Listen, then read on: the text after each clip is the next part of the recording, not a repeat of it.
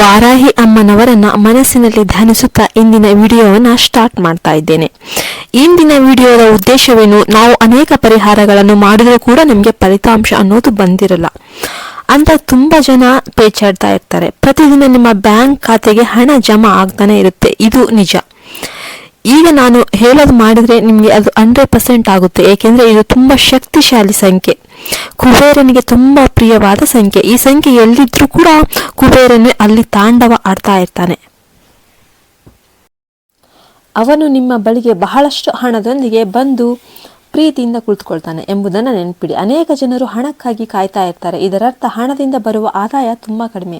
ಅದು ಬಂದರೂ ಸಾಕು, ಬರುವ ಹಣದ ಪ್ರಮಾಣಕ್ಕೆ ಅನುಗುಣವಾಗಿ ಖರ್ಚುಗಳು ಇದ್ದೇ ಇರುತ್ತೆ. ಕೆಲವೊಮ್ಮೆ ಅದು ಅದಕ್ಕಿಂತಲೂ ಜಾಸ್ತಿ ಇರುತ್ತೆ. ಯಾರಾದರೂ ಬ್ಯಾಂಕ್ ಖಾತೆಗೆ ಏನಾದರೂ 1000 ರೂಪಾಯಿ ಏನಾದರೂ ಜಮಾ ಮಾಡೋಣ ಅಂತ ಅನ್ಕೊಂಡಿದ್ರೆ ಅದಕ್ಕೆ ಉಳಿತಾಯನೂ ಬೇಕು, ಖರ್ಚು ಬೇಕು, ಎಲ್ಲ ಯೋಚನೆ ಮಾಡಬೇಕಾಗುತ್ತೆ. ಕುಬೇರನಿಗೆ ತುಂಬ ಇಷ್ಟವಾದ ಅದ್ಭುತ ಸಂಖ್ಯೆ ಇದೆ. ಇದರಿಂದ ಬ್ಯಾಂಕ್ ಖಾತೆಗೆ ಹಣ ಜಮಾ ಆಗ್ತಾನೆ ಇರುತ್ತೆ. ಹೇಗೋ ಅಥವಾ ಬೇರೆ ರೀತಿಯಲ್ಲಿ ನಿಮ್ಮ ಮನೆಯು ಹಣದ ಸುರಿಮಳೆಯಿಂದ ತುಂಬಿ ತುಳುಕುತ್ತಿರುತ್ತೆ. ಕುಬೇರನು ಸ್ವತಃ ಬಂದು ನಿಮ್ಮ ಮನೆ, ನಿಮ್ಮ ಬಿಯರ್ ಹಣದಲ್ಲಿ, ನಿಮ್ಮ ಹಣ ಇಟ್ಟಿರುವ ಒಂದು ಬಾಕ್ಸ್ನಲ್ಲಿ ಅವರು ಕುಳಿತುಕೊಳ್ತಾರೆ. ಬೀರು ತುಂಬ ಹಣನೇ ತಾಂಡವಾಡುತ್ತೆ ಅಂತಾನೆ ಹೇಳ್ಬೋದು. ನಿಮ್ಮ ಬ್ಯಾಂಕ್ ಖಾತೆಯಲ್ಲಿ ಯಾವಾಗಲೂ ಹಣ ಬೀಳ್ತಾನೆ ಇರುತ್ತೆ. ನೀವು ಏನು ಮಾಡಬೇಕು, ನೀವು ಇದನ್ನು ಮೋಜಿಗಾಗಿ ಅಂದರೆ ತಮಾಷೆಗಾಗಿ ನೀವು ಬರೆದ್ರೂ ಸಹ ನಿಮಗೆ ಅದ್ಭುತ ಫಲಿತಾಂಶಗಳು ಸಿಗ್ತವೆ. ಎಲ್ಲ ಕೆಲಸಗಳು ಕೂಡ ಮುಗಿತವೆ. ನೀವು ಸುಮ್ಮನೆ ಕುಳಿತಿರ್ತೀರಿ ಮತ್ತು ಏನು ಮಾಡಬೇಕೆಂದು ತಿಳಿಯುತ್ತಿಲ್ಲ. ಅಂತಹ ಸಮಯದಲ್ಲಿ ಪೆನ್ನು ತೆಗೆದುಕೊಂಡು ಈ ಸಂಖ್ಯೆಯನ್ನು ನಿಮ್ಮ ಗೋಡೆಯ ಮೇಲೆ ಬರೆಯಿರಿ. ಕುಬೇರ ಓಡಿ ಓಡಿ ಬರುತ್ತಾನೆ. ಅವನು ತಾಂಡವ ನುಡಿಸುತ್ತಾನೆ ಮತ್ತು ಸಂಪತ್ತನ್ನು ಸುರಿಯುತ್ತಾನೆ. ನಿಮ್ಮ ಬ್ಯಾಂಕ್ ಖಾತೆಯು ಹೆಚ್ಚಾಗುತ್ತದೆ. ಪ್ರತಿದಿನ ಹಣವು ಯಾವುದೋ ಒಂದು ರೀತಿಯಲ್ಲಿ ಜಮಾ ಆಗ್ತಾನೆ ಇರುತ್ತೆ. ಇನ್ನು ಮುಂದೆ ಯಾವುದೇ ಡೆಬಿಟ್ಗಳು ಇರೋದಿಲ್ಲ. ನಿಮ್ಮ ಬ್ಯಾಂಕ್ ಖಾತೆಯು ಕೇವಲ ಡೆಬಿಟ್ಗಳು ಎಂದು ಅನೇಕ ಜನರು ಭಾವಿಸ್ತಾರೆ. ಆದರೆ ಕ್ರೆಡಿಟ್ಗಳನ್ನು ಪಡೆಯುವ ಬಗ್ಗೆ ಚಿಂತೆ ಮಾಡುವವರು ಡೆಬಿಟ್ಗಳ ಬಗ್ಗೆ ಮರೆತು ಬಿಡ್ತಾರೆ. ಇದು ತುಂಬ ಅದ್ಭುತವಾದ ಕಾರ್ಯನಿರ್ವಹಿಸುವುದರಿಂದ ಪ್ರತಿಯೊಬ್ಬರೂ ಈ ಸಂಖ್ಯೆಯನ್ನು ಬರೆದಿಟ್ಕೊಳ್ಬೇಕು ಮತ್ತು ನೀವು ಆ ಫಲಿತಾಂಶವನ್ನು ಪಡೀಲೇಬೇಕು. ಮತ್ತು ಆ ಸಂಖ್ಯೆ ಏನೆಂದು ತಿಳಿಯಲು ನೀವು ನಮ್ಮ ಚಾನಲನ್ನು ಅನುಸರಿಸಬೇಕು. ಎಲ್ಲಿಯೂ ಸ್ಕಿಪ್ ಮಾಡದೆ ಕೊನೆಯವರೆಗೂ ನೋಡಿದರೆ ಮಾತ್ರ ನಿಮಗೆ ಎಲ್ಲ ಅರ್ಥ ಆಗೋದು, ಇಲ್ಲಾಂದರೆ ಏನೂ ಅರ್ಥ ಆಗೋದಿಲ್ಲ. ಈ ವಿಡಿಯೋ ಫಸ್ಟ್ ಟೈಮ್ ನೋಡ್ತಿರೋರು ಸಬ್ಸ್ಕ್ರೈಬ್ ಮಾಡಿ, ವಿಡಿಯೋಗೆ ಒಂದು ಲೈಕ್ ಮಾಡಿ, ನಿಮ್ಮ ಫ್ರೆಂಡ್ಸ್ ಆ್ಯಂಡ್ ಫ್ಯಾಮಿಲಿ ಜೊತೆ ಶೇರ್ ಮಾಡ್ಕೊಳ್ಳಿ.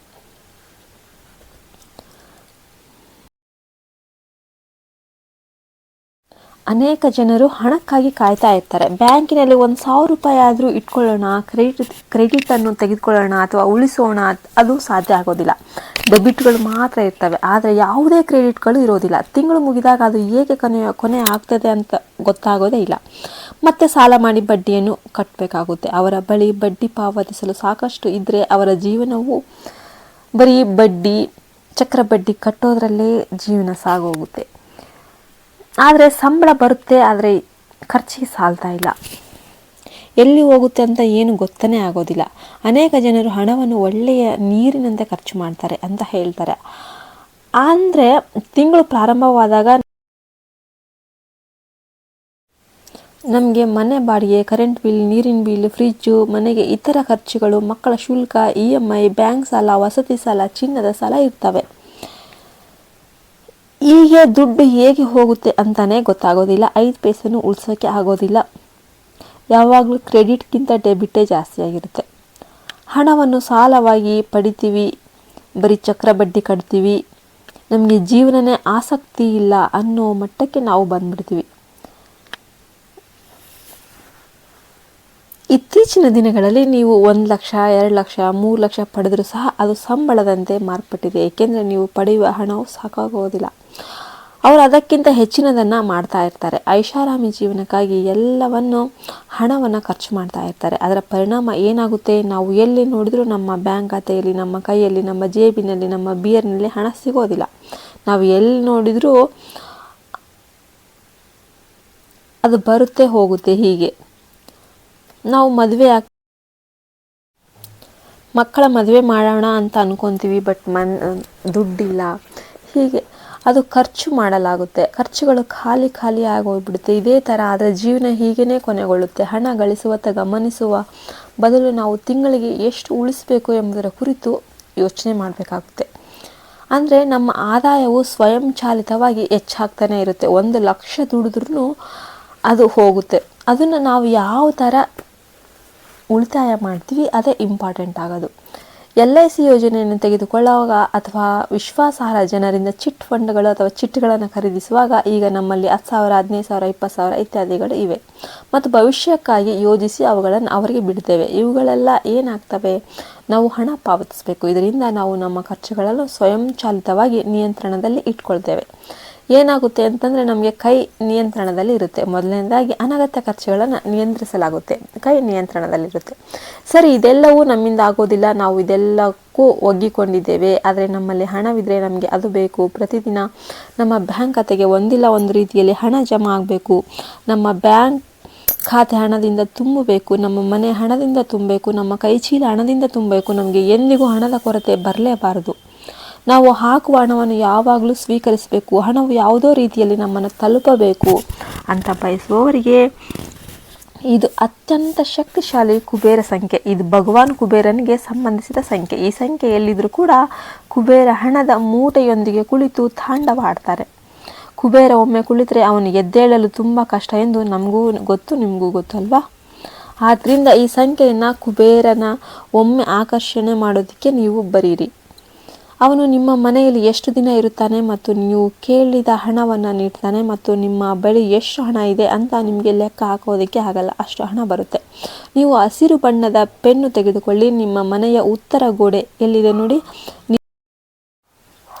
ಮೇಲೆ ಬರೆಯಬೇಕು. ಕುಬೇರ ಯಂತ್ರ ಎಂದರೆ ನಾನು ಅದನ್ನು ಇಲ್ಲಿ ಪರದೆಯ ಮೇಲೆ ನೀಡ್ತಾ ಇದ್ದೇನೆ ನೋಡಿ. ನಾವು ಒಂದು ಪೆಟ್ಟಿಗೆ ಇಟ್ಟು ಅದರಲ್ಲಿ ಸಂಖ್ಯೆಗಳನ್ನು ಹಾಕ್ತೇವೆ. ಕುಬೇರನ ನೆಚ್ಚಿನ ಸಂಖ್ಯೆ. ನೀವು ಈ ಯಂತ್ರವನ್ನು ನಿಮ್ಮ ಉತ್ತರ ಗೋಡೆಯ ಮೇಲೆ ಬರೆದರೆ ಅದು ಆ ಯಂತ್ರದಲ್ಲಿ ಕುಳಿತುಕೊಳ್ಳುತ್ತೆ ಮತ್ತು ಕುಬೇರನು ಅದನ್ನು ಇನ್ನು ಮುಂದೆ ಸರಿಸಲು ಸಾಧ್ಯ ಆಗೋದಿಲ್ಲ. ನೀವು ಅಲ್ಲಿಂದ ಏನು ಬೇಕಾದರೂ ನೀವು ನಿಮ್ಮ ಬ್ಯಾಂಕ್ ಖಾತೆಗೂ ಹಣ ಸುರಿತಾ ಬರುತ್ತೆ. ನಿಮ್ಮ ಬ್ಯಾಂಕ್ ಖಾತೆ ಪ್ರತಿದಿನ ಭರ್ತಿಯಾಗುತ್ತೆ. ನಿಮ್ಮ ಬ್ಯಾಂಕ್ ಖಾತೆಗಳಿಗೆ ಒಂದಿಲ್ಲ ಒಂದು ರೀತಿಯಲ್ಲಿ ಹಣ ಜಮಾ ಆಗ್ತಾನೆ ಇರುತ್ತೆ. ನೀವು ಮಾಡಬೇಕಾಗಿರುವುದು ಈ ಸಂಖ್ಯೆಯನ್ನು ನಿಮ್ಮ ಗೋಡೆಯ ಮೇಲೆ ಹಸಿರು ಬಣ್ಣದ ಪೆನ್ನಿನಿಂದ ಬರಿಬೇಕು. ನಾನು ಅದನ್ನು ಇಲ್ಲಿ ಪರದೆಯ ಮೇಲೆ ನಿಮಗೆ ನೀಡ್ತಾ ಇದ್ದೇನೆ. ನಿಮ್ಮ ಹಾಲ್ನಲ್ಲಿ ಅಥವಾ ನಿಮ್ಮ ಪೂಜಾ ಕೋಣೆಯಲ್ಲಿ ನೀವು ಎಲ್ಲಿ ಹೆಚ್ಚು ಕುಳಿತುಕೊಳ್ತೀರೋ ನೀವು ಅದನ್ನು ಯಾವಾಗಲೂ ನೋಡ್ತಾ ಇರಬೇಕು. ಮಲಗುವ ಕೋಣೆಯಲ್ಲಿ ಅಲ್ಲ, ಏಕೆಂದರೆ ಪೂಜೆಯನ್ನು ಮಾಡುವ ಸ್ಥಳ ಅಥವಾ ಲಿವಿಂಗ್ ಹಾಲಲ್ಲಿ ಆಗ್ಬೋದು. ಈ ಕುಬೇರ ಯಂತ್ರವನ್ನು ಕೋಣೆಯ ಉತ್ತರ ಗೋಡೆಯ ಮೇಲೆ ಬರೆಯಬೇಕು. ಹಸಿರು ಬಣ್ಣದ ಬೆನ್ನಿನಿಂದ ಬರಿಬೇಕು. ನೀವು ನೇರವಾಗಿ ಗೋಡೆಯ ಮೇಲೆ ಬರೆದರೆ ನಿಮ್ಮ ಗೋಡೆಗೆ ಹಾನಿಯಾಗುತ್ತೆ. ಹಳದಿ ಬಣ್ಣದ ಕಾಗದದ ಮೇಲೆ ಬರೆದು ಉತ್ತರ ಗೋಡೆಯ ಮೇಲೆ ಅಂಟಿಸಿ. ಹಳದಿ ಬಣ್ಣದ ಕಾಗದವನ್ನು ಹಸಿರು ಬಣ್ಣದ ಪೆನ್ನಿನಿಂದ ಉತ್ತರ ಗೋಡೆಯ ಮೇಲೆ ಬರಿಬೇಕು. ಉತ್ತರವು ಕುಬೇರನ ಸ್ಥಳ ಅಂತ ಕರೀತಾರೆ. ಇದರಿಂದ ಕುಬೇರರು ಬಂದು ನಿಮ್ಮನ್ನು ಕೋಟ್ಯಾಧೀಶರನ್ನಾಗಿ ಮಾಡ್ತಾರೆ ಅಂತ ಒಂದು ನಂಬಿಕೆ ಇದೆ. ಪ್ರತಿದಿನ ನಿಮ್ಮ ಬ್ಯಾಂಕ್ ಖಾತೆಗೆ ಯಾವುದೋ ಒಂದು ರೀತಿ ಜಮಾ ಆಗ್ತಾನೆ ಇರುತ್ತೆ.